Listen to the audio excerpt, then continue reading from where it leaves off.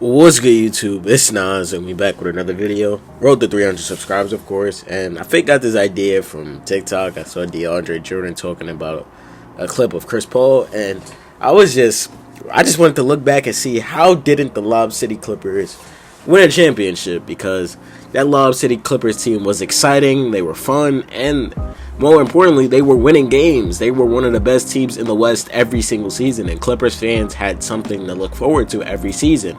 But obviously, injuries happen, and a lot of blown leads happened to that Clippers team. But they had all the talent around them. Chris Paul, obviously being in his prime. Blake Griffin, a young uprising player that could dunk on everybody or over somebody. DeAndre Jordan, another high flyer at the center position. You can't go to the rim with him, and you throw that lob, he's gonna go catch it.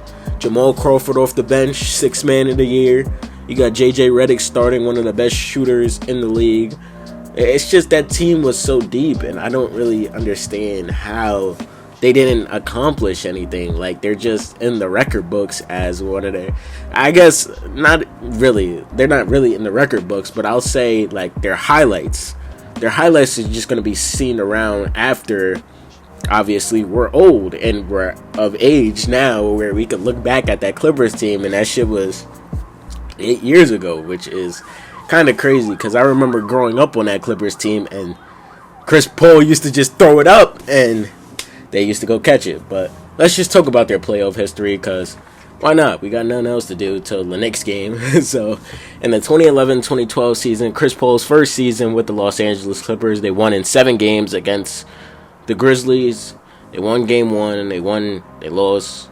But obviously they beat a hard-nosed Grizzlies team. That Grizzlies team obviously had Marc Gasol, Zach Randolph, and Mike Conley, Tony Allen, all of them boys, and they beat them in 7, a hard-knock series.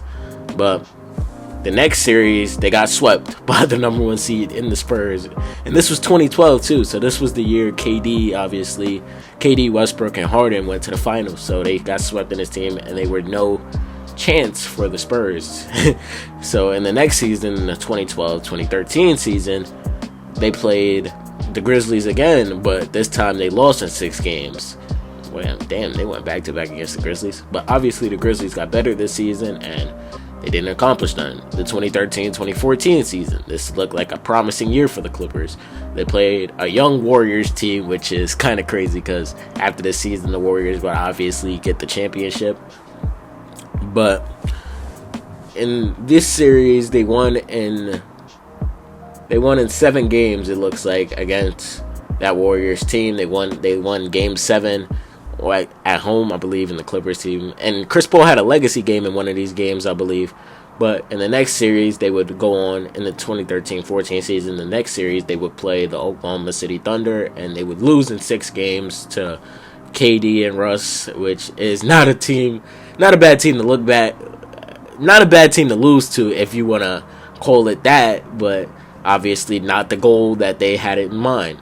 In the 2014-2015 season, this was probably their best chance, I feel like, because obviously a lot of young teams, the Spurs, weren't as good as they were. I believe KD was out this season, if I can remember correctly. But in the 2014-2015 season, they won in 7 games against the Clippers. Chris Paul had a game winner, and obviously he ended up fucking up his hamstring this game, and he didn't get to play the second round, so you didn't really get to see what they could really do. Or not, he did play the second round. He didn't play the first 2 games. He played every game after the first 2 games, but imagine if he was healthy for those 2 games. And then in the next series, in the 2015-2016 season, the Clippers played the Portland Trail Blazers, and they won game 1 and game 2. They lost game 3 and game 4, and then he got injured. And a lot of injuries caused this Clippers team to not be able to play their best basketball. Like, injuries played a factor in them being a perennial playoff team, losing in the first or second round.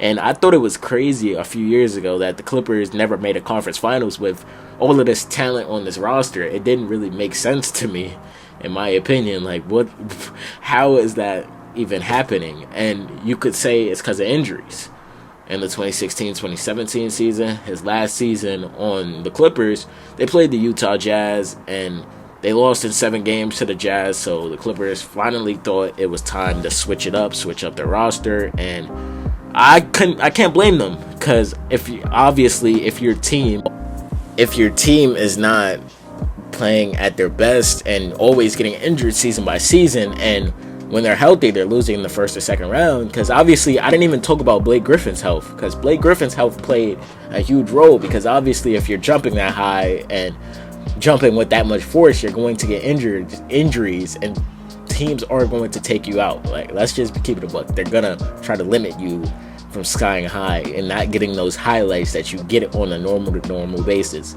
because we saw Blake Griffin elevate his game, get the jumper, get better on the Detroit Pistons after the Clippers obviously traded him. And outside of that, like, imagine young Blake with a jumper, like how he was playing in the 2018-19 season with that athleticism. Like, that probably would have elevated the Clippers even more, but we can't talk about what ifs. And it's crazy that this was potentially one of Chris Paul's best rosters, and they never even sniffed the conference finals. That's just crazy to me. Like, Clippers fans have had it down bad if you really want to look back at their history, because they were just an exciting team, bro. And they weren't just exciting, they had all the potential to go out there and go win a championship, but they obviously never even reached the conference finals, which is sad to me. Like, when you look back at that team, like, all you got is the highlights on YouTube to show you how good they were, but not how they won anything. That's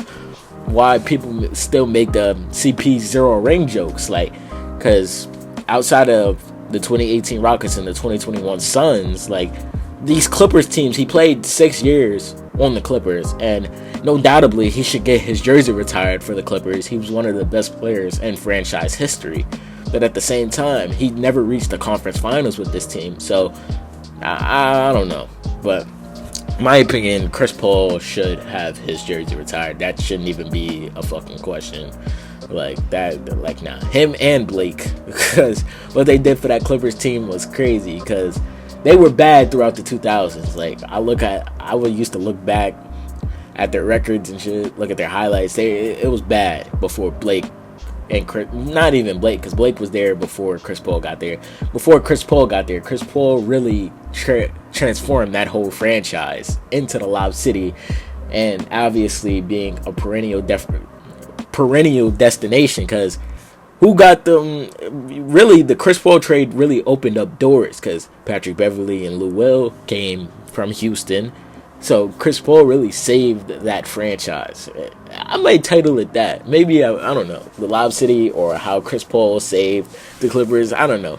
But let me know how y'all felt about the Lob City era, and how y'all feel about the Los Angeles Clippers in general. Subscribe. I hope you enjoyed. Hold up.